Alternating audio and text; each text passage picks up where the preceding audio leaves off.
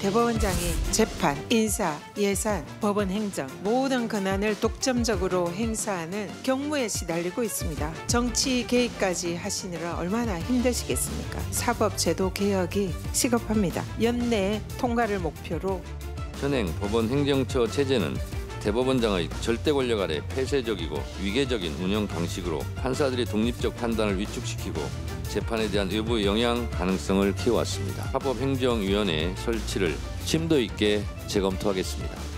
제도 개선을 통해서 이렇게 국민들이 신속하게 권리 의제 가능한 그런 영역이 정말로 많습니다. 국민들을 위해서는 신중하게 조금 검토를 해주셨으면 하는 그런. 이제부터 민주당은 재판중지법을 국정안정법, 국정보호법, 헌법 84조 수호법으로 호칭할 것입니다. 최우선으로 처리할 수 있는 가능성이 열려 있다는 것을 원론적 입장이지만 분명히 말씀드립니다. 헌법상 당연히 중단되는 것이니 입법이 필요하지 않고 당의 재판중지법을 제외해달라고 요청하였습니다. 대통령을 정쟁의 중심에 끌어넣지 않아주시기를 당부드립니다. 국정안정법의 추진에 관하여 추진하지 않기로 의견을 모았다. 원인 제공이 국민의힘에 있었다라고 하는 그런 사실을 명확하게 하고 싶었던 것뿐이지.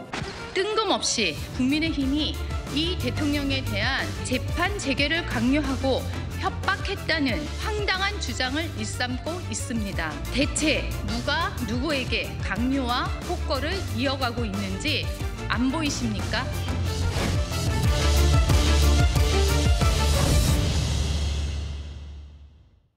예, 지난 3일이었죠. 민주당이 법원의 행정 전반에 대한 개혁 방안을 논의하는 사법불신 극복 사법행정 정상화 TF를 출범시켰습니다.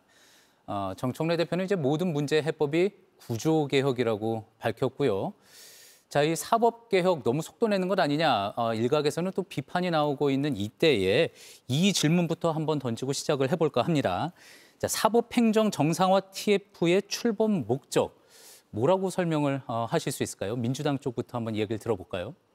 네, 지난 8월에 출범했던 사법개혁위원회 사개특위가 10월 20일에 5개 개혁과제를 내놓으면서 일단락을 지었습니다.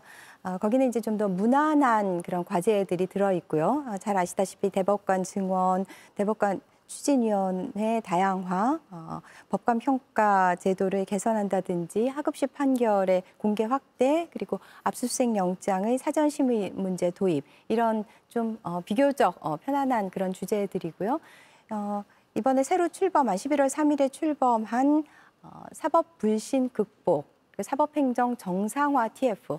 이거는 사실 TF 명칭이 굉장히 긴데요. 그 취지를 잘 담고 있는 것 같습니다. 사법 불신을 극복하고 사법행정을 정상화한다는 그런 목적을 TF 명칭에 잘 담고 있는데, 좀 더 고난도의 과제들, 그러니까 좀 더 국민적인 공감대 형성을 해나가야 되는 그런 난제들을 좀 놓고 있습니다. 법원 행정처 폐지, 그리고 법 왜곡죄, 그리고 재판 소원을 다루게 될 것인데요. 그러니까 좀 더 이제 업그레이드된 그런 TF를 통해서 이 사법개혁을 추진해 나간다는 의지를 잘 담고 있습니다. 그러니까 위원장은 백혜련 의원에서 전현희 최고위원으로 바뀌었고, 또 위원들 중에서 일부는 잔류하고 있습니다. 뭐 김긴표, 이건태, 김상욱 의원은 이제 두 특위와 TF에 이제 공통적으로 있거든요. 그래서 연속성을 갖기도 하고 이제 좀 더 도전적인 그런 과제들을 해결해 나갈 그런 TF입니다. 예. 대법관 증원이나 법관 폐기 상대적으로는 좀 편안한 주제였었고, 예, 그렇게 말씀하셨는데 실제로 그럴지 또 잠시 후에 또 한번 토론을 또 해보도록 하겠습니다. 장윤미 대변인님. 그러니까 사법 전반에 대해서 사람들이 어떻게 인식하는지를 다룬 책이 있습니다. 이제 불멸의 신성가족이라는 책이 있는데, 예. 거기에 이를테면 내가 재판을 받아본 사람, 뭐 형사 기소가 된 사람, 변호인들, 아니면 뭐 판검사들, 이 정량적인 부분이 아니라 정성적으로 이제 평가를 한 그런 책이에요. 거기서 보면 사법 불신이 상당하다는 공통점이 이제 귀결이 됩니다. 그 이유는 이를테면 내가 재판을 받는데 내 인생과 비용 모든 게 거기에 투입 투입이 되는 겁니다. 근데 내 재판 제대로 들여다보고 있나? 여기에 대해서 내가 수긍할 만큼의 절차적인 보장을 받았나? 그렇지 않다는 거예요. 그 이유는 이를테면 수치가 보여주는 부분이 있습니다. 민사 본안 판결 거의 기각 심리 불속행 기각, 그러니까 대법원에서 아예 들여다보지도 않는 겁니다. 이건 상고에 올라올 사건 자체의 요건이 안 되는데 그 부분에 대해서는 우리가 실체 판단을 하지 않겠다. 70%가 넘어요. 가사 사건은 거의 90%에 수렴합니다. 이런 건 수긍을 못하는 거예요. 그러면 이런 문제가 어디에서 기인하느냐. 이게 구조적인 문제라는 겁니다. 이를테면 대법관 숫자가 너무너무 적거든요. 14명. 사실 대법원장은 이 전원합의체 판결이 아니면 판단하지 않습니다. 법원 행정처장도 행정 업무 때문에 배제가 되죠. 12명이 매년 4만 건씩. 이런 구조적인 문제를 한 단계 한 단계씩 풀어나가자. 이 문제의식을 담고 있는 게 민주당의 사개특위라고 설명드립니다. 예. 사법행정 정상화 TF의 목적, 사법 불신이 상당한 그 구조적 문제를 해결하기 위한 것이다. 그런 말씀으로 이해를 하겠습니다. 자, 조용술 대변인님 의견은 어떻습니까? 우선 미사여구에 속지 말아야 된다는 생각이 듭니다. 이제 사법개혁이라는 말을 했었는데 어떻게 사회적 합의가 없는 개혁이 있을 수 있는지 저는 이해할 수가 없고요. 그냥 솔직하게 이제 대통령 호의를 위한 그리고 대통령 방탄을 위한 그러한 개혁이다라고 말을 했으면 좋겠다는 생각이 듭니다. 이미 이제 집권 초입니다. 그리고 대통령이 이제 집권을 하고 출범한 지 얼마 되지 않은 정부인데 집권이 꼭 마무리되는 시점같이 이렇게 속도전을 펼치는 이유 자체, 그리고 국민적 합의, 그리고 야당을 무시하는 개혁, 특히 삼권 분립을 갖다가 훼손하는 그러한 사법 개혁이 되는데 그거를 갖다가 무시하고 가는 거에 대해서 과연 어떤 국민들이 공감할 수 있겠냐, 그리고 어떠한 정당성을 확보할 수 있겠냐라는 생각을 합니다. 그렇다면 그 이재명 대통령 같은 경우 불과 사법부에 대해서 자신의 2심 재판부가 결론을 낼 때 그 시점까지만 해도 사법부를 존중하고 감사하다 이렇게 표현했던 분이 대법원에서 파기환송 이후에 갑자기 돌변해가지고 사법개혁을 말하고 있다는 이 상황, 이 모순된 상황들이 앞서 제가 말씀드렸던 내용들을 증명하는 것이고, 그냥 솔직하게 대통령, 오히려 이제 박수현 대변인이 말한 대로 국정안정화법이다. 차라리 그렇게 말하는 게 오히려 솔직한 것 같습니다. 그냥 대통령을 지키기 위한 법이다. 이렇게 솔직한 목적을 얘기하고 하는 것이 오히려 국민들을 설득하는 데 도움이 되지 않을까 생각합니다. 예, 그러니까 목적은 사법행정 정상화 TF의 목적은 결국 대통령을 지키기 위한 것이다. 예, 그런 이야기고요. 그다음 그러면 이제 송영훈 전 대변인님 의견은 어떻습니까? 의도와 제도는 우리가 분리해서 볼 수가 없죠. 민주당에서는 겉으로 사법개혁을 내세웁니다만 사실 그 본질은 이재명 대통령 재판에 대한 방탄입니다. 지금 현재 여권은 굉장히 치밀하게 11중 구조의 방탄을 시도하고 있다. 저는 이렇게 평가합니다. 그 구조를 좀 설명을 드리면요. 일단 재판이 없어지면 가장 좋겠죠. 그러니까 공소 취소를 공개적으로 거론합니다. 그리고 재판을 하더라도 면소될 수밖에 없도록 1953년부터 있었던 배임죄를 폐지한다든가 이런 것들을 시도를 하고 있죠. 또 재판을 열지 못하도록 하려는 여러 가지 시도들이 있습니다. 즉 대법원을 공격해서 재판을 재개할 엄두를 내지 못하도록 겁박하는 일들이 있어 왔고, 또 헌법과 법률이 임기를 보장하는 조희대 대법원장을 축출하려는 시도들이 있는 상황입니다. 그리고 법원행정처를 폐지해서 법관 인사, 특히 법관 전보에 정치권에서 관여하도록 하는 그런 시도가 있죠. 그리고 재판을 열더라도 절차가 정지되도록 하려는 시도들이 있습니다. 예를 들면은 법관 탄핵소추 같은 것을 동원할 수도 있을 것이고, 이재명 대통령이 공포하게 되는 경우 셀프 재판 정지법이 되는 그 재판 정지법도 지금 추진을 해왔었죠. 그리고 재판이 만약에 정지되지 않더라도 유죄가 나오기 어렵도록 하려는 시도들이 있습니다. 대법관을 늘려서 대법관 우겨놓기를 통해서 전원합의체 보내고 결론이 오래 걸리게 하거나 결론이 뒤집어지도록 하려는 그런 시도들이 있고, 또 관련된 재판들을 무죄로 만들려는 시도들이 있었죠. 조원철 법제처장은 공개적으로 무죄라고 믿는다고 이야기했지만 대장동 1심 관련자들 지난주 금요일에 모두 유죄가 나왔습니다. 그리고 대북송금 사건 같은 이화영 전 부지사의 확정된 판결을 뒤집기 위한 박상용 검사 등에 대한 공격, 이런 시도들이 있어 왔습니다. 이 모든 시도들이 모두 다 무산되어서 대법원에서 유죄가 확정되더라도 마지막으로 한번 불복할 수 있는 기회를 갖기 위해서 재판헌법 소원까지 추진하고 있는 것이죠. 이런 11중 구조의 방탄을 시도하고 있다는 그 전체 그림을 파악하면 민주당이 내세우고 있는 것은 사법개혁이 아니라 이재명 대통령 한 사람을 위한 방탄의 모든 의도가 맞춰져 있다라는 것을 우리 시청자들께서 이해하실 수 있으리라고 생각을 합니다. 예, 11중 구조의 방탄 구도다. 그렇게까지 평가를 하셨는데 여러 가지 이야기 나눠봐야 될 것 같습니다. 여러 분야에 대해서 지금 개혁안이 나와 있는데 먼저 박경미 대변인 말씀하신 가장 난제 중에 하나라고 했던 게 이제 법원 행정처 폐지 네. 부분인 겁니다. 네, 네. 법원 행정처 폐지, 그러니까 대법원 산하 조직인데 전국의 법원 조직 예산 인사 등 총괄하고 있는 기관 아니겠습니까? 네. 폐지를 해야지 된다고 주장을 하는 그 이유는 뭘까요? 네, 우리가 흔히 제왕적 대법원장이라고 얘기를 하죠. 대법원장이 사법부의 인사, 예산, 행정의 이제 모든 권한을 다 가지고 있는데요. 그래서 지금 대법원장은 최고 사법권의 수장이면서 또 사법행정의 수장인 그런 이중적인 그런 위치를 누리고 있죠. 그런데 그것을 지원하는 것이 법원행정처라는 방대한 조직입니다. 근데 이 법원행정처라는 그 조직을 통한 이 제왕적 대법원장의 권한을 분산해야 된다라는 그런 문제의식을 오래전부터 갖고 있었죠. 그리고 이 법원행정처는 뭐 양승태 대법원장 시절에는 그 사법농단의 진원지이기도 했고요. 그리고 사실 법원행정처는 그 법관, 엘리트 법관들이 가지요. 그리고 이 법원행정처를 거쳐야만 또 주류로 나아갈 수 있다라는 그런 인식도 있고요. 그래서 이 법원행정처의 어떤 약간 무소불위의 그런 권한과 그거를 통한 제왕적 대법원장의 권한에 대한 그거를 좀 더 분산시키기 위해서는 법원행정처를 폐지하고 그 사법행정위원회를 신설하는 것이 바람직한 방안이다. 그래서 2020년 성함이 네, 이탄희 전 의원께서 법원조직법 개정을 통해서 그런 아이디어를 내셨었는데요. 법원 조직법 개정안을 통해서 이제 법원 행정처 폐지하는 대신 사법행정위원회 두자 그런 내용이었죠. 그렇죠. 네. 그래서 사법행정위원회는 이제 법관으로만 그 위원을 구성할 것이 아니라 법관과 변호사와 행정 전문가를 각각 4명씩 두어서 이 법관의 위원들을 포함시키는 그런 안인데요. 그 방향이 바람직하다고 생각을 합니다. 저는 그 다른 데는 몰라도 민주당이 그런 말을 하면 저는 안 된다라고 생각을 하는데요.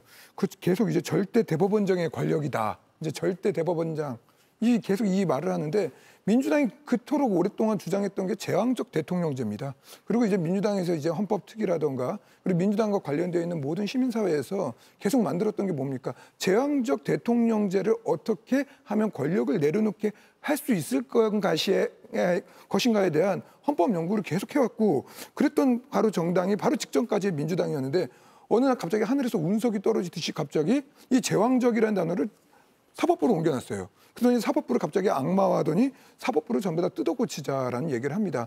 지금 우리 이제 총리 제도 보면 총리가 이제 장관을 갖다 제청을 하는데 지금 현재 어떻게 운영되고 있습니까? 이재명 대통령 또한 자신이 스스로 발표하고 그리고 자신이 스스로 내려가라, 올라가라 이렇게 하고 있는 상황에서 자신들은 제왕적 권력을 이미 행사하고 있으면서 법원행정처에서 뭐 누군가의 일탈이 있었기 때문에 전체 조직을 다 바꿔버리자 이러한 논리가 과연 국민들한테 먹힐 수 있을지 전 잘 모르겠고 또 하나는 아까 방금 전에 사법행정위원회 말씀을 하셨는데 그 구조를 살펴봐도 내부 인사가 아니라 외부 인사들 중심으로 이제 구성이 되는 걸로 현재 안이 나와 있습니다. 그렇게 되면 사법행정위원회가 법원 내 일을 하는 게 아니라 외부의 목소리를 갖고 와서 오히려 로비와 청탁을 하는 그러한 수단으로까지 변질될 수 있다는 그런 우려들은 왜 고민을 안 하고 오로지 자신들이 말하는 거 그리고 자신들의 목적을 달성하기 위한 거 앞서 말한 것과 같이 그냥 이 모든 걸 갖다가 대통령 하나 지키기 위한 것으로 얘기하면 다 해석이 돼요. 근데 이걸 갖다 지금 상황을 만들어 놓고 이런저런 이유들을 갖다 꽂아 넣는 것들에 대해서 국민들이 저는 공감을 하기 많이 어려울 거라고 봅니다. 모든 논리가 이제 대통령 방탄이다 이러는데 이 이슈들이 거론된 건 이제 노무현 정부 때부터이기도 했었어요. 그러니까 이런 이 궤적이 왜 이제 논의가 됐느냐를 살펴본다면 한 축에서는 사법부는 행정, 입법, 이제 사법 중에 이 삼권 분립의 이 보호를 받아야 되니까 행정에 대해서도 우리가 정권을 행사하는 게 맞다. 이 부분이 저도 이제 타당한 측면이 있다고 생각합니다. 그런데 이제 대법원장에게 이를테면 예산, 인사 이런 부분이 굉장히 많이 집중되어 있는 것도 사실이에요. 그랬을 때 우리가 어떤 폐단을 좀 받느냐.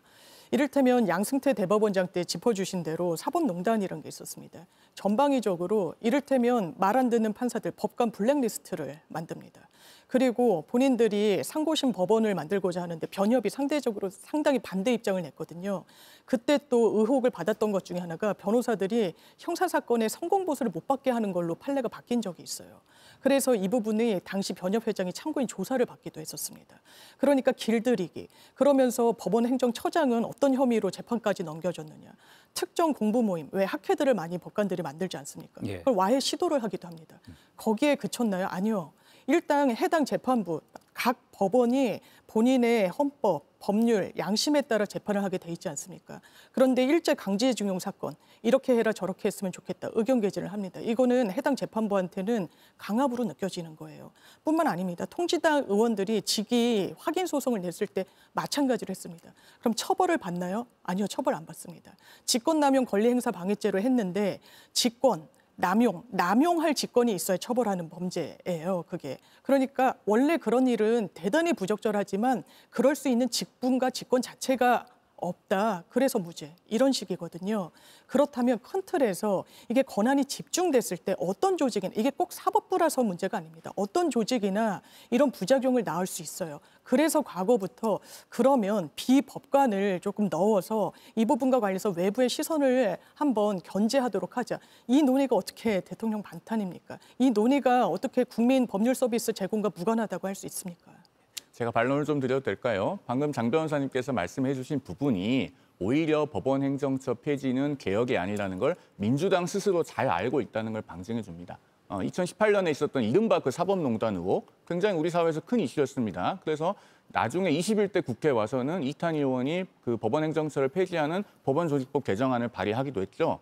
3년 11개월 22일 동안 국회에서 법안 소위도 넘지 못하다가 폐기됐습니다. 21대 국회는 잘 아시다시피 민주당이 180석이었죠. 그게 정말 개혁이면은 그때 하셨어야죠. 그때 안 하다가 22대 국회가 돼서 아무도 민주당 의원이 그런 법안 발의하지 않습니다. 5월 1일 대법원 전원합의체 판결이 나올 때까지 발의한 사람이 없었습니다. 앞서 말씀드린 대법관 우겨넣기, 22대 국회에 들어와서 5월 1일까지 민주당 국회의원 그 누구도 발의하지 않아요. 5월 2일부터 발의되기 시작합니다. 재판헌법 소원, 누구도 헌법재판소법 개정안을 그런 내용으로 민주당 국회의원들이 발의하지 않아요. 5월 7일부터 발의되기 시작합니다. 다 이런 식이에요. 지금 이 법원행정처를 폐지해서 사법행정위원회를 만들자고 하는 안, 핵심은 이겁니다.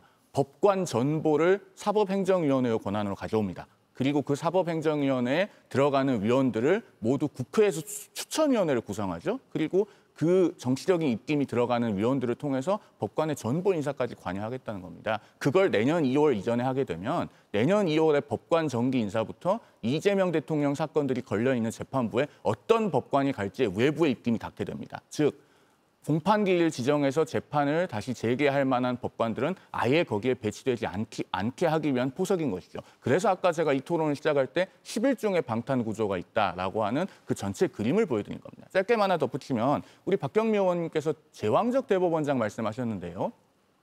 제왕적 대법원장이 세상에 국회에 나와서 조요토미 히데요시라는 모욕적인 말을 듣고 그렇게 국회의원들로부터 조리돌림 당하는 그런 제왕도 있습니까? 어디 망해가는 나라의 제국의 황제도 그렇지는 않을 것 같습니다. 그리고 이재명 대통령에 대한 서울고등법원의 2심 판결 3월 26일에 무죄로 나왔었잖아요. 그 판결 자체가 우리나라의 각 심급별 재판들은 다 독립이 잘 되어 있다라고 하는 것을 오히려 역설적으로 보여주는 것입니다. 네, 조희대 대법원장이 국회에 나와서 이제 그런 상황에 처하게 된 것과 그 제왕적 대법원장의 권한을 갖고 있는 것은 별개의 문제죠. 그런 권한을 갖고 있는 것이고, 그다음에 이제 그것에 대한 일종의 뭐 역풍 비슷하게 되어서 국회에서 이제 그런 말씀을 들은 것이고, 아까부터 그 두 분 모두 사법개혁을 이재명 대통령 방탄으로 연결을 시키시는데요. 아까 그 사개특위에서 이야기했던 그 5가지 안은 정말 수십 년 전부터 논의가 되어 온 거예요. 그러니까 법원행정처에 대한 문제의식도 그 노무현 정부에서부터 시작이 된 것이고, 그리고 이 사법개혁특위, 국회 사법개혁특위도 있었고, 대통령 직속으로 사법개혁을 논의하는 기구도 있었고, 또 대법원이 조직을 하는, 주관을 하는 그런 사법개혁 그 기구, 논의 기구도 있었고요. 그때는 이재명 대통령의 방탄과 아무 관계가 없던 시기에서부터 그 사법개혁에 대한 논의는 굉장히 풍부하게 이루어져 왔거든요. 그리고 사개특위에서 내놓은 그 5가지 안이요. 그러니까 예를 들어서 법관에 대한 그 평가 제도라든지 그다음에 하급심 판결에 대한 공개를 확대하는 것이라든지 이런 것들, 압수수색 영장에 대한 사전심의제 이것들이 어떻게 그 이재명 대통령의 방탄과 연결이 됩니까? 예, 그 부분에 있어서는 이제 시기의 문제를 이야기한 것 같은데요. 왜 하필이면 지금이냐? 참 이 부분에 대해서는 뭐 계속 이제 논쟁이 이어질 수밖에 계속 이야기를 하면 할수록 그럴밖에 없을 것 같은데. 제가 짧게만 말씀드리고 넘어갈게요. 예, 정말 짧게만 하겠습니다. 사개특위라고 계속 말씀하셔서 우리 국민들께서 역대 정부에서 있었던 일반적인 사법개혁 특위, 그러니까 어떤 독립적이거나 혹은 우리 사회의 여론을 광범위하게 수렴하는 그런 사개특위를 오해하실 수 있을 것 같아서 제가 좀 짚고 넘어갑니다. 그거 민주당 당내 기구잖아요. 민주당 사법개혁특별위원회, 민주당 사개특위라고 정확하게 말씀해 주셔야 우리 시청자들께서 오인하시는 일이 없을 것 같습니다. 저도 좀 짧게 얘기를 해야 될 것 같은데 차라리 그냥 사법개혁이라고 하지 마시고 그냥 헌법을 초월하는 법률을 계속 만들겠다고 하지 말고 그냥 전체적으로 헌법을 개정하자고 민주당이 주장을 한다면 저는 진정성이 있을 거라고 봅니다. 그래서 대통령의 권한도 다 내려놓고 전부 다 이제 위원회 좋아하니까 권력 분산을 원한다면 그러한 방향으로 개헌을 하자고 해야지 맞춤형 헌법 초월하는 그런 법안들을 내는 것은 국민들한테 설득이 되지 않습니다. 이러면 논의는 되지 않는 겁니다. 이를테면 이 사개특위 또 지금은 민주당이 사개특위를 했죠. 국민의힘은 사법개혁 관심이 없으시니까요. 그러면 대법원 산하에서도 논의했었고 과거 정부에서도 논의했었다는 걸 몰각시켜서는 안 되는 겁니다. 이게 마치 그러니까 이재명 대통령을 방탄하기 위한 거 아니냐라고 저는 야당에서 비판하실 수 있다고 생각합니다. 그런데 논의의 첫 발을 떼려면 정말 시시비비를 가려봐야 되는 거예요. 이 논의가 그럼 정말 처음 시작됐는지 그리고 그런 방탄에 대한 입법만으로 머물고 있는 개혁 아닌 건지 그렇지 않다는 말씀 드립니다. 예, 자 그렇다면 이제 것처럼. 논의가 좀 될 수 있게요. 조금 좀 자세히 한번 들어가 보겠습니다. 일단 이제 말씀 나눈 것 중에 이탄희 전 의원이 냈었던 법원 조직법 개정안에서 사법행정위원회를 두자는 건 사실 법원행정처의 모든 조직원들은 다 법관들이잖아요. 사법부 안에서 이제 뭐 조직이나 예산 인사를 다 하는 것인데 거기에 이제 민간을 참여시키자라는 그 부분에 대한 사법행정위원회를 두자는 그 이야기, 그 아이디어에 대해서는 어떻게 생각하십니까? 이 사법행정위원회가요, 어떻게 구성되는지 제가 좀 말씀드리겠습니다. 당시에 이탄희 의원이 냈던 안이나 또 지금 현재도 법원 조직법이 이제는 발의되어 있는 게 있죠, 지금 국회에. 그 내용을 보면은 12명의 위원으로 구성이 되는데 대법원장이 위원장이고 3명이 법관입니다. 그리고 나머지 8명은 변호사가 넷, 외부인사 넷인데 그 외부인사는 특별하게 어떤 자격을 정하고 있지는 않습니다. 그리고 법관 중에는 상임위원이 없습니다. 변호사 중에 상임위원이 2, 외부인사 중에 상임위원이 2 이렇게 되어 있죠. 그런데 법관을 포함한 이 11명의 위원들을 전부 다 국회가 구성하는 그 사법행정위원 추천위원회, 이름도 깁니다. 그 추천위원회에서 뽑도록 되어 있습니다. 그리고 그 추천위원회를 어떻게 구성하느냐. 법무부 장관이 하나, 그다음에 대통령이 속한 교섭단체가 2, 그러니까 여당이죠. 그다음에 지금 국회에 올라가 있는 안은 대통령이 속하지 않은 교섭단체 하나, 비교섭단체 하나, 변협회장이 1명, 그리고 전국 법관 대표회의가 뽑는 법관이 3명입니다. 자, 그러면은 9명 중에 4명이 기본적으로 정부 여당 몫입니다. 왜냐하면 지금 조국혁신당은 민주당의 우당이나 다름이 없죠. 그리고 법관 중에서 친여성향 1명을 포섭하거나 혹은 변협회장이 친여성향의 위원을 추천하면은 바로 정부 여당, 즉 여권에서 이 추천위원회를 전부 장악하는 구도로 되어 있습니다. 그렇게 되면은 결국에는 사법행정은 독립적으로 이루어지지 못하고 전부 다 정치권에서 추천한 인물들이 관여하게 되는 겁니다. 그중 핵심이 제가 앞서 말씀드린 법관 전보입니다. 어느 법원, 어느 재판부에 누가 갈 것까지를 다 이 사법행정위원회에서 정할 수가 있는 거예요. 예를 들면 서울고등법원 형사 7부, 수원지법 형사 11부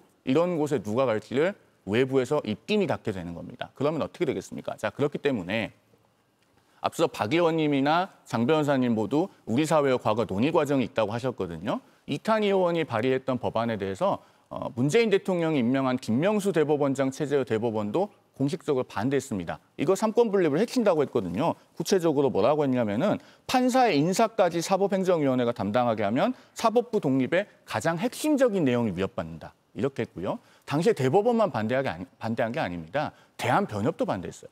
대한변협이 사법행정위원회에 들어가서 의견을 낼 수 있게 될 텐데도 반대했습니다. 왜 반대했느냐?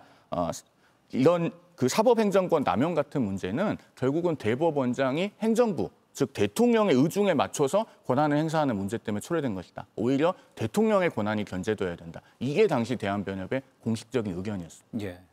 네, 일단 국민의힘은 항상 야당만 하실 건지 좀 묻고 싶은 거예요. 이를테면 추천할 때 뭐 교섭단체, 비교섭단체, 그럼 논의에 참여하시면 되는 겁니다. 거기 문제의식에 공감을 하신다면요. 이런 부분과 관련해서 그리고 판사 인사를 형사 7부에 가라, 9부에 가라 이렇게 내지 않습니다. 어느 법원으로 전보를 내는 거죠. 그런 부분과 관련해서 법원만 이 인사를 할 때 여기에도 구성원을 보면 배분을 한 겁니다. 이게 민주당 추천이 아닙니다. 국회 추천으로 되어 있는 거예요. 그러면 외부 견제를 할 때 어떤 헌법기관이 중요한지 어떤 헌법기관이 관여하면 될지 대안을 내면 되는 겁니다. 아예 하지 말아야 된다. 하면 안 된다. 대한변협이라는 변호사 단체도 이 수장에 따라서 입장이 상당히 많이 바뀝니다. 왜냐하면 정치적 성향들에 따라서 대단히 많이 이 사법 행정에 대해서도 입장을 달리하거든요. 이런 부분과 관련해서 거듭 말씀드리지만 이 고인 우물일 때 굉장히 폐단을 우리 국민들이 본 바가 있습니다. 이게 사법 신뢰와도 직결되고 개개인이 재판을 받을 때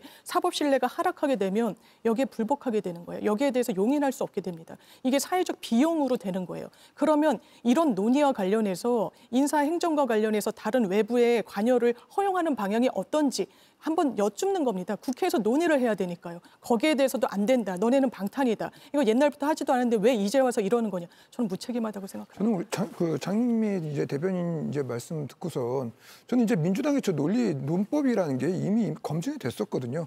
특검을 이제 하는 과정에 있어서 어떻게 했었습니까? 그 야당의 그러한 의견을 들어달라 했을 때 자신들이 이제 조국당까지 억지로 끌어넣으면서 그렇게 추진했던 거 아닙니까? 전혀 민주당은 국민의힘의 목소리를 경청할 마음도 없고 제1야당의 목소리를 경청할 마음도 없고 특검 구성이라든가 이런 걸 이미 했던 전례가 있으면서 이 법원행정처를 갖다가 없애고 하는 문제에 있어서만큼은 우리는 똑바로 하겠다? 어떤 국민들이 믿고 어떠한 야당이 믿을 수 있겠습니까? 제일 중요한 거는 시점보다 그 내용을 구성하는 본질입니다. 방금 전에 우리 옆에서 송 변호사께서 말씀했던 것 같이 본질의 구성이 이 내용을 보면은 법을 모르는 사람이 소위 말하는 사법부가 무엇입니까? 여기가 정치하는 곳이 아니지 않습니까? 사법부라는 곳은 소위 말하는 법을 갖다 해석하고 법의 메커니즘을 알 수 있는 사람들이 들어가야 되는데 그 구성의 3분의 1이 그냥 외부 전문가, 행정 전문가라고 하는데 그 기준도 없어요. 그건 누가 설정할 겁니까? 그런 것들에 대한 기준도 없는 상태에서 무조건 이 위원회가 좋다, 위원회로 가야 된다. 과연 옛날 노무현 정부 말씀하셨는데 노무현 정부 때 가장 큰 폐단이 뭐였습니까? 수많은 위원회의 그런 병폐들이었어요. 권력을 나누는 게 무조건 선한 것이다. 그렇기 때문에 위원회를 만들어야 되겠다. 그렇게 해서 나타났던 병폐들, 예산 낭비, 그리고 행정의 지연성, 그리고 나아가서 민간과 관의 유착 관계들에 대한 그런 비리 문제들, 이런 문제들에 대한 고민들은 하나 없이 위원회만이 절대 선한 것이고 사법개혁의 동력은 위원회에서 나온다? 우선 잘못된 게 있다면 법원 행정처를 고쳤을 생각을 하는 게 아니라 일단 민주당이 접근하는 방식은 다 없애자는 거예요. 그렇다면 아까 말씀드렸던 것 같이 헌법부터 고치시라니까요. 왜 헌법 계속 반헌법적 논란이 되는 논쟁에 계속 끼어드냐는 거죠. 의석수 많지 않습니까? 주도하십시오. 제왕적 대통령제 없애시고 제왕적 사법부라고 하면 이것도 고치십시오. 그런 것들은 드려하고 대통령에 대한 말은 함구하면서 왜 이걸로만 계속 귀결을 집니까? 저는 이러한 행태가 과연 이게 국민주권주의에 맞는지 한번 되돌아봤으면 좋겠습니다. 무조건 없애려고 하기보다는 고쳤을 생각부터 했으면 좋겠다. 그런 의견인데요. 네, 법관 3,200명 인사를 대법원장을 정점으로 하는 법원 행정처에서 하기보다는 이 사법행정위원회는 이제 다양한 추천 주체들이 있고 거기서 아마도 합의제 행정위원회의 저는 성격을 띠게 될 거라고 생각을 하거든요. 그러니까 그런 다양한 그 구성원들로 이루어진, 그리고 아까 지금 행정전문가는 완전히 법률에 대한 문외한이 들어갈 거라고 하셨는데 그렇지 않겠죠. 전문가를 뽑을 것이고요. 그리고 그 뽑는 과정은 민주당의 의석이 많기는 하지만은 국민의힘도 그 대등한 주체로서 참여를 해서 이 사법행정위원회가 굉장히 균형감 있게 구성될 수 있도록 이렇게 중지를 모아주셔야지 일단은 사실적인 시각에서 그거는 안 된다라고 이렇게 반대부터 하고 나오시는 거는 좀 문제라고 생각합니다. 아주 짧게만 한번 부탁드리겠습니다. 대등한 주체라고 말씀을 하셨는데 그럼 이 사법개혁 논의에 야당의 목소리를 들은 적은 있습니까? 듣지 않고 우리가 만들어둔 틀에 와가지고 너희들의 목소리를 내라. 이게 야당을 존중하는 태도입니까? 이걸 반문하고 싶습니다. 예. 제가 이 문제만큼이나 사실 또 민감한 이슈가 저희 또 조금 전에 이제 대화 중에도 나왔지만 재판중지법 아니겠습니까? 자, 이제 민주당에서 사실 제일 먼저 처리하겠다라고 얘기했었던 게 이제 재판중지법이고, 현직 대통령은 이제 재임 기간 중에 형사 재판 절차를 중지하도록 하자는 그런 내용입니다.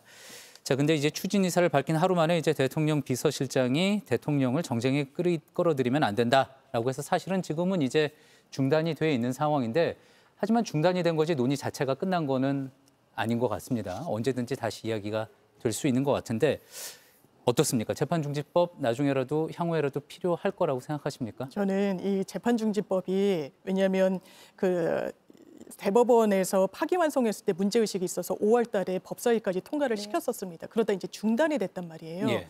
왜냐하면 해당 재판부가 다 헌법 84조를 거론하면서 재판을 중지시켰거든요.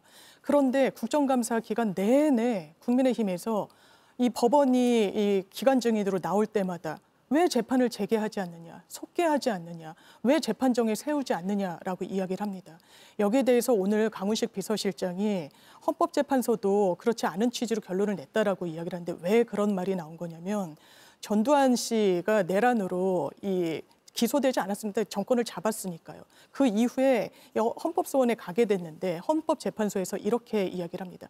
본인들 대통령직 수행하는 동안 시효는 다 지났다. 이런 취지의 주장을 하는 거니까 그렇지 않다. 대통령직은 헌법상 특권을 부여받았다는 취지로 이야기를 해요. 그리고 국가를 대표하면서 외국의 정상들과도 만나야 되고 이런 원활한 대통령직의 수행을 헌법적으로 보장해줘야 된다는 취지로 헌법재판소가 설시를 합니다.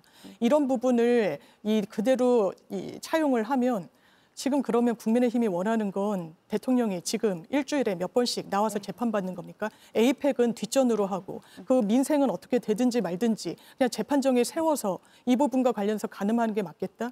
프랑스에서 비슷한 사례가 있었습니다. 시라크 대통령이 파리시장 재직 시절에 기소가 된 부분이 있었어요. 수사를 받고.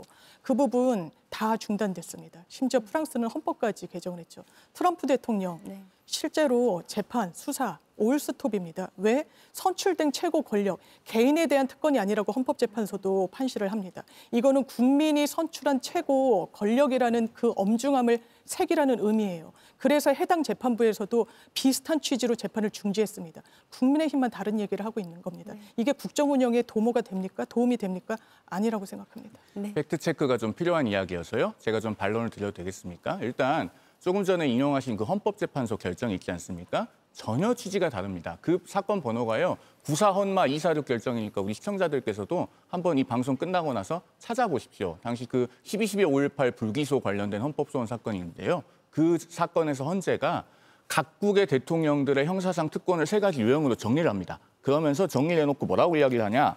어디까지나 대통령의 직무집행과 관련된 행위에 대한이라고 하는 표현을 명시적으로 씁니다. 제가 토시 하나 안 틀리게 그대로 말씀드렸습니다.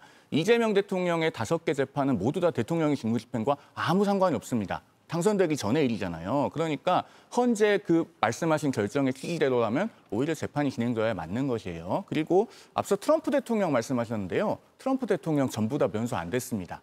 작년 12월 16일에 뉴욕 법원에서 연방대법원 판결 취지대로 해도 트럼프 대통령이 그 여배우에게 입막음하려고 돈 준 사건 있잖아요. 그건 대통령의 직무와 아무 관계없고 개인적인 영역이기 때문에 면소해 줄 수 없다라고 판결했어요. 그 트럼프 대통령 항소해가지고 사건 올라가 있습니다. 이 2가지 팩트 체크해드리고요. 그다음에 우리 법원은 헌법 84조에 의해서 이미 피고인이었던 대통령이라고 할지라도 그 재판이 중단되지는 않는다라고 하는 걸 이미 행동으로 보여줬습니다.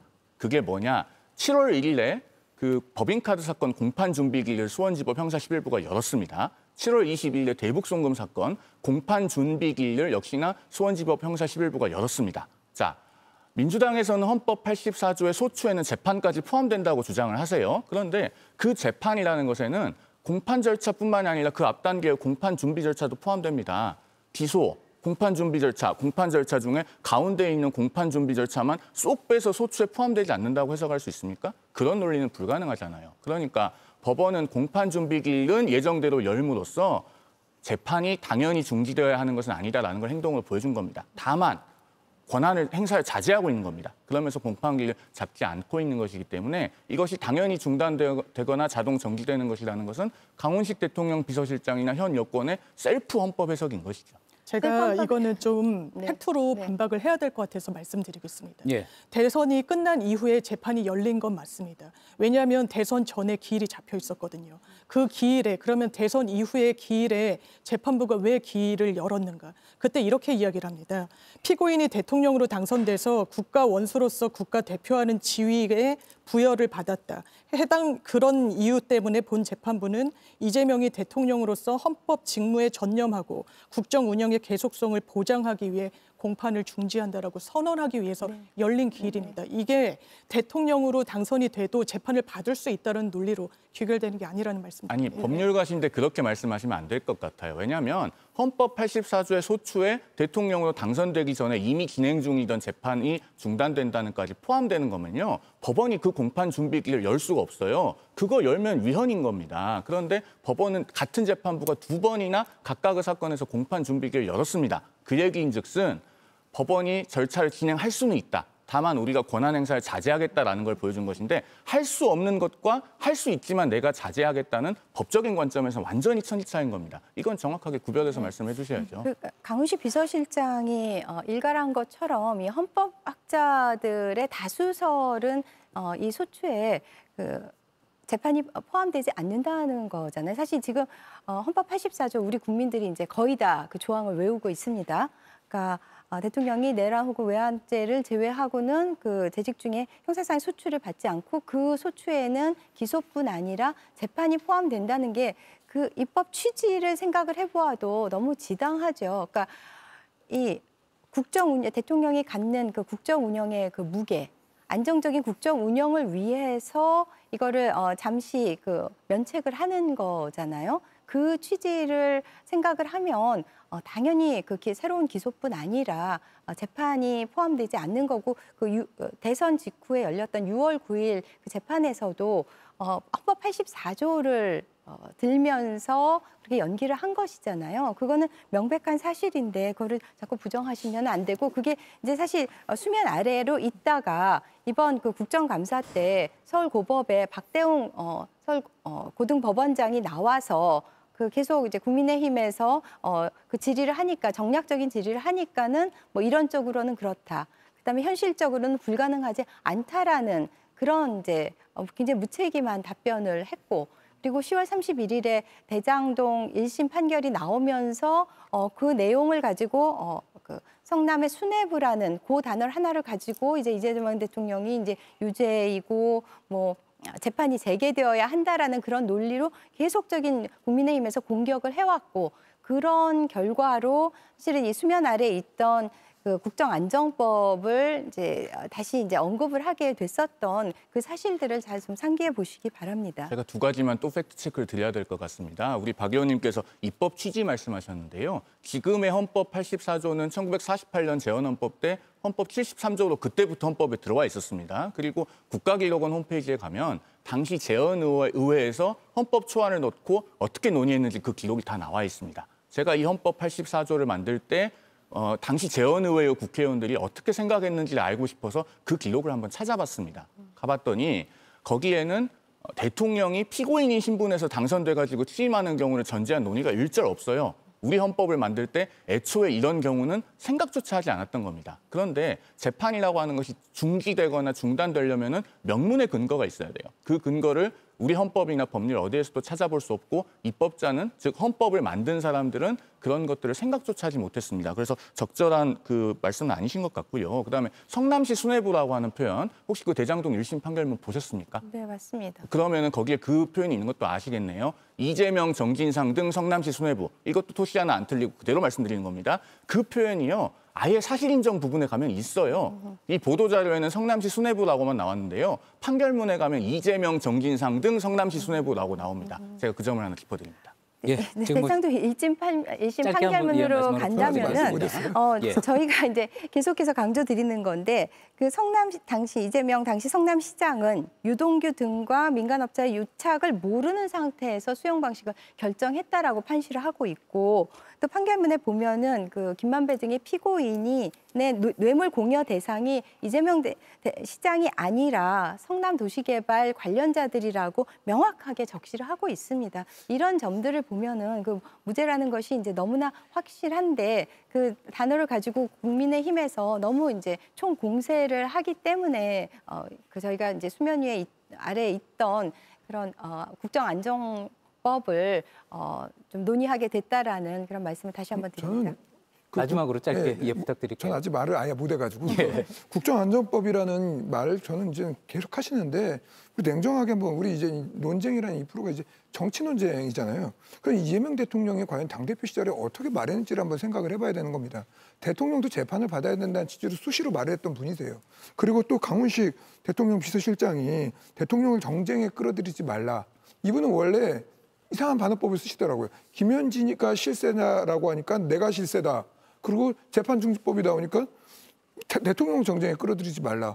어떻게 대통령이 정쟁의 중심에 있는데 이미 이 재판중지법이 대통령을 향한 건데 어떻게 재판중지법으로 끌어들이지 말라는 말을 할 수 있는지 모르겠고요. 제일 중요한 게 공직선거법은 파기환송되어 있지 않습니까? 이거는 대통령에 대한 정당성에 대한 문제까지도 가는 겁니다. 근데 이걸 가지고 그렇게 가볍게 뭐 이거 재판을 받냐 안 받냐에 대한 문제가 아니라 국민이라는 선출된 권력에 대한 정당성에 대한 부분을 갖다 너무 등한시 생각하고 재판 중재만 너무 몰입하면서 법리 해석을 하는 게 아니라 그보다 더 중요한 국민 주권을 관점으로 좀 지켜봤으면 좋겠다. 그렇게 접근했으면 좋겠습니다.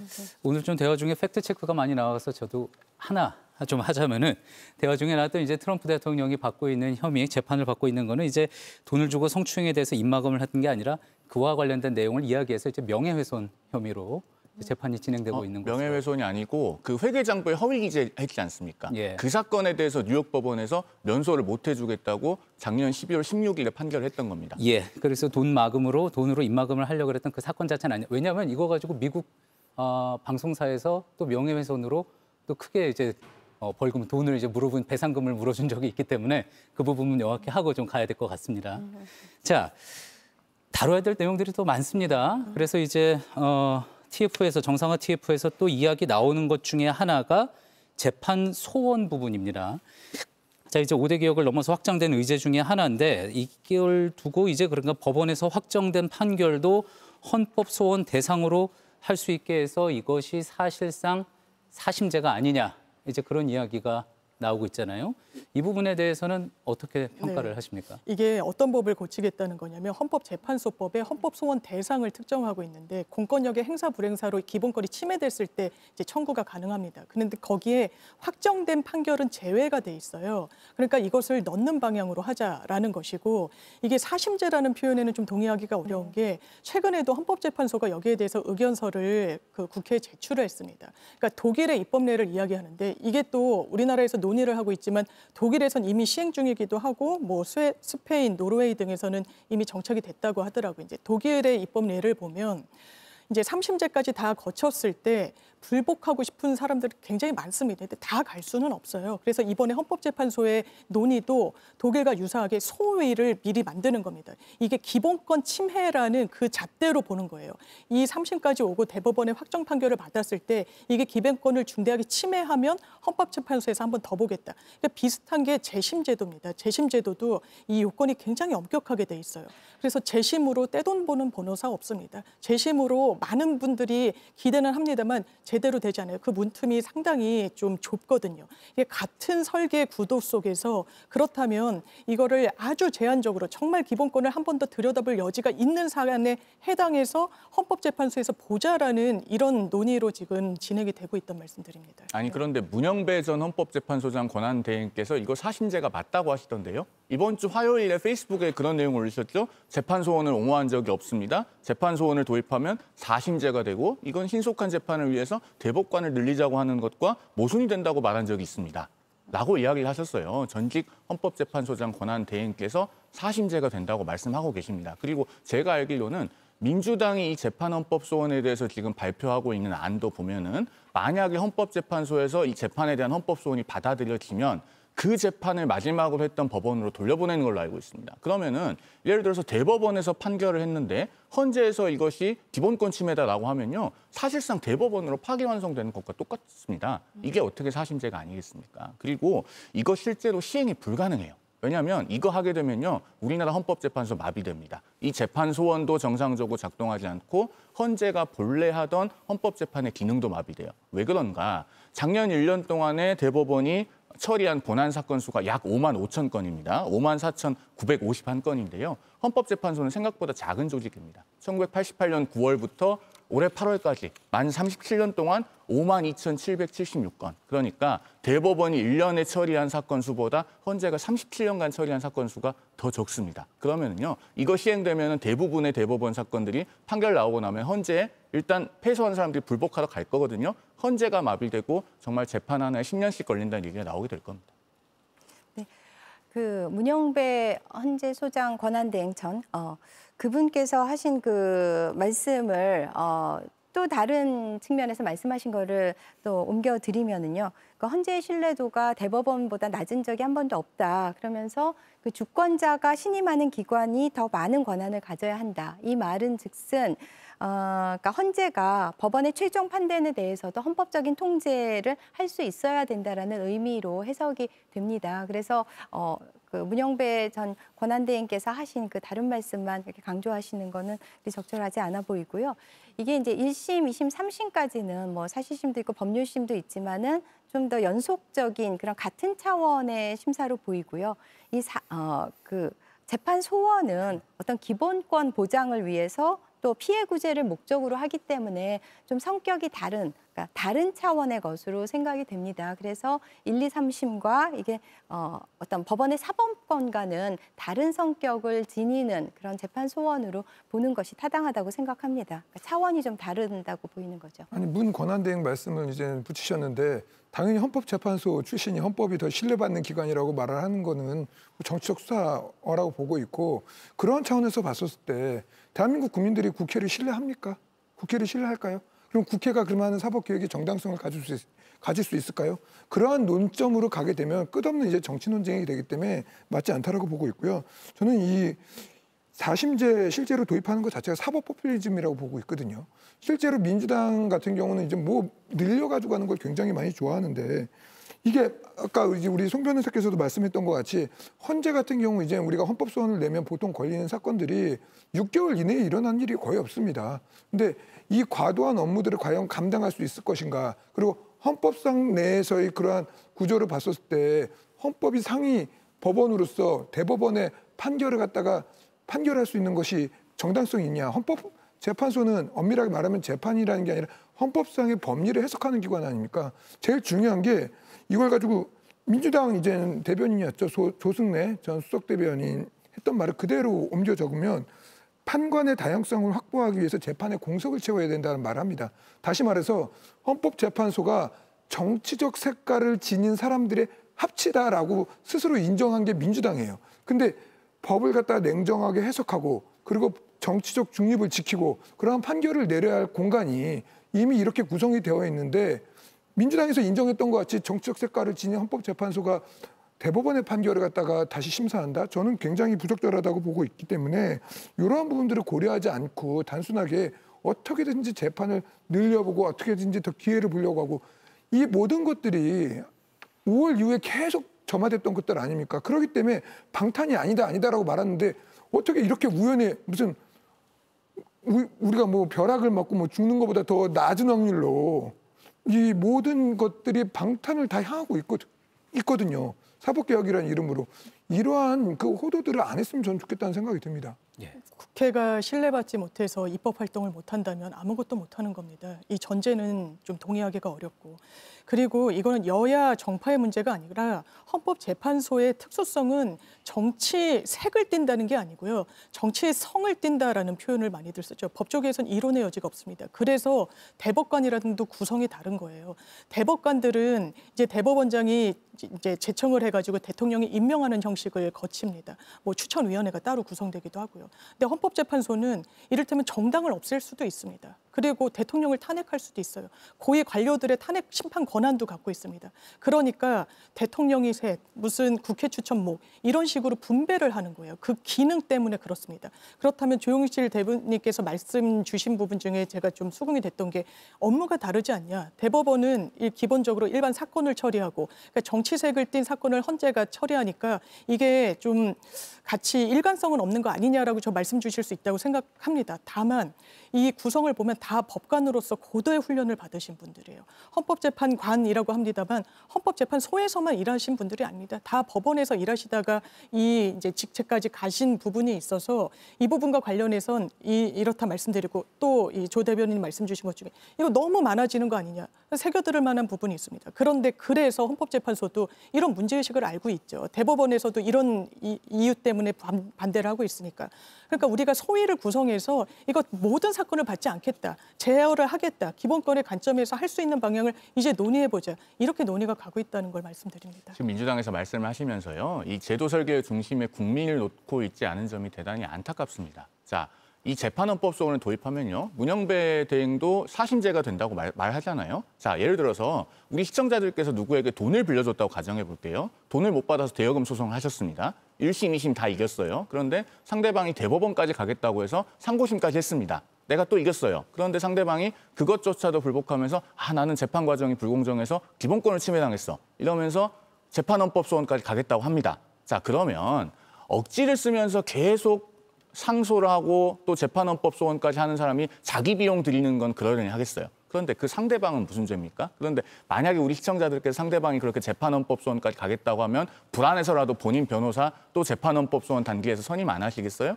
자, 이렇게 되면요. 저 같은 변호사들은 돈을 많이 벌 겁니다. 그런데 국가의 사법 시스템을 그렇게 설계하면 안 되는 겁니다. 시스템이라고 하는 거는요. 어느 단계에 가면은 분쟁을 종결시켜줘야 돼요. 그것을 사실은 전 세계 국가들이 어느 정도 많은 시행착오를 통해서 만들어낸 것이 3심제 아닙니까? 그런데 이걸 또 4심제를 하겠다고요? 자, 이런 걸 하려고 하는 본질적인 의도가 있습니다. 지금 민주당 의원들께서 발의해 놓으신 헌법재판소법 개정안 중엔요. 이런 게 있어요. 이 재판헌법 소원을 하면 가처분을 헌재가 직권으로 하거나 또는 신청에 의해서 받아들여줄 수 있는 그런 조항을 넣어놓은 법안이 있습니다. 그래서 거기에 보면요. 이 가처분 결정이 내려지면은 헌법소원 심판의 대상이 된 재판은 소급해서 확정되지 않은 것으로 본답니다. 자, 그러면 예를 들어서 이재명 대통령이 형사재판에서 대법원에서 유죄가 확정됐어요. 그런데 이 재판헌법소원 제도가 있어서 재판헌법소원 같다고 칩시다. 가처분 걸어서 인용이 돼요. 그러면 형사적으로 판결이 확정되었는데 다시 확정되지 않은 것처럼 간주한다는 겁니다. 이런 법안을 누가 내셨냐? 대장동 변호인 카테고리로 일컬어져 온 김기표 의원이 대표 발의하셨습니다. 이런 본질적 의도를 빼놓고 제도를 이야기할 수가 없는 겁니다. 재판 소원과 관련해서는 제가 야당 쪽에 먼저 발언권을 드렸기 때문에 마지막으로 짧게 여당 쪽 이야기 들어보고 이 논의 마치도록 하겠습니다. 네.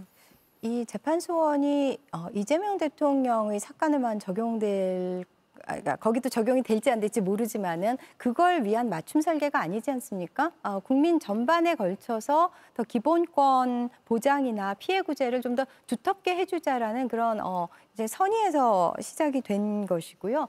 그다음에 이 법관들이 뭐 최고 브레인이고 워낙 높은 전문성을 지닌 분들이기는 하지만 그분들의 재판에 있어서 뭐 오류가 있을 수도 있고 그런 것을 좀 더 그 기본권 보장 차원에서 더 기회를 주자는 그런 취지에 대해서는 좀 이해를 해주셨으면 좋겠습니다. 10초만 얘기하겠습니다. 예, 짧게 부탁드리겠습니다. 재앙적 대법원장을 없애겠다고 해놓고 재앙적 헌재를 만드는 꼴이 아닐까라는 생각을 합니다.